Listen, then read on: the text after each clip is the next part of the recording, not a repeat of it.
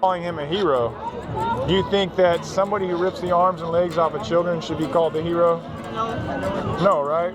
See, you're young and you haven't been, your mind hasn't been corrupted by the world. You haven't gone through experiences that would cause you to want to say that this is okay. Like, your mind is still pretty innocent, and you can look at a picture like this and realize that this is wrong, right?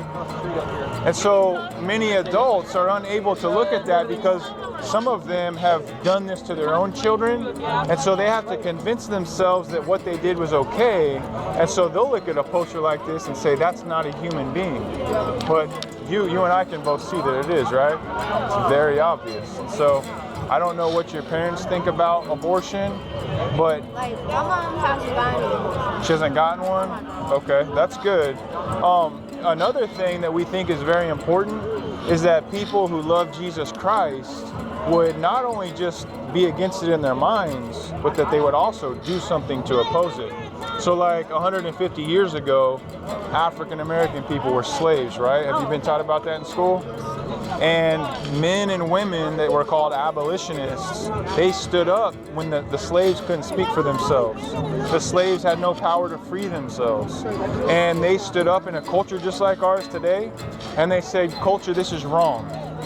This should be illegal. This is not right. Men like Martin Luther King stood up and said, no, whites and blacks should be able to go to the same schools. They should be able to ride the same buses and drink out of the same drinking fountains. And we had people like these women, like the people standing out here, even the police officers.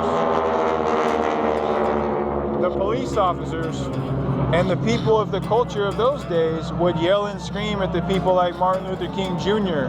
and the abolitionists of slavery, who would tell everyone else that what they were doing was wrong. And they did it enough, they stood up and said it enough, and finally our culture changed. So I would encourage you as a young man to stand against injustice. Okay? What leads to the cause of abortion?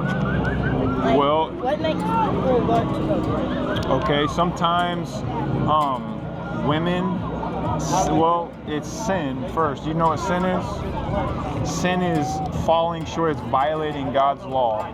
So God has said that we should only make love with our husbands and our wives. Only moms and dads, husbands and wives should sleep together and make love together, right? And sometimes people like to do that with people they don't love and then they're not willing to stay with. And so when that happens, a baby is made and they don't want that baby either because they don't want to be with that person, they don't have money to take care of the baby, they want to keep going to school or something like that. And so they say, instead of taking responsibility for the child that we've created together, I'm going to go pay Willie Parker $600 to cut his arms and legs off. And so that's the reason that women get abortion most of the time. Now, sometimes women are attacked by men that do bad things to them and they become pregnant. And they feel like, well, I can't have this baby because I don't want to be reminded of this man that attacked me. And sometimes we can say, well, and we should say that's a bad thing that happened to the woman, but that baby's also innocent, right? The baby that was created. They just wait until That's right. Or try to love that child or find another family that loves that child, right? And that's what we're trying to say we should do.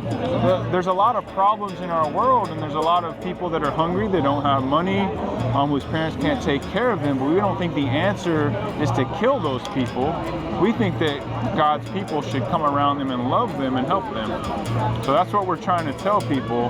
That's the message that we're bringing, and ultimately we're just trying to tell people they need to follow Jesus, and if they do that, stuff like this won't happen.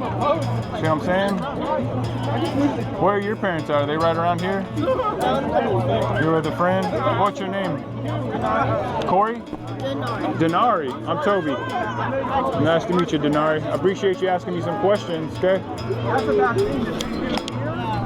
And they have all these.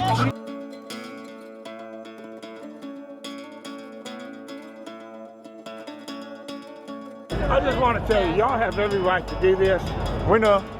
But When you do it in front of little kids, y'all are showing no class, no taste. Sir, actually a young little child came up to me and he was talking to me. And I said, young man, they're calling this man. He said, who's Willie Parker? Well, let me just tell Hold on, you, we were down there, and a mother sent 6 of her children to the car because of these. I know, so I'm just trying to you didn't let me finish. No, though. you ought to have some class. You didn't let me finish. You ought to have some decency. Sir, There's no finishing to it. sir, you don't even want to hear my side. There is no side to it. Sure there is. The children, you want to show Sir, them, fine. The I think you have every right to do this. children react much more calmly than the adults do. Yeah. They oftentimes. They don't know any better. No, they do They know. don't. No, That's actually how they we take know. the children to Sir, Sunday school. actually, about Jesus. they They do don't know. They do know, sir.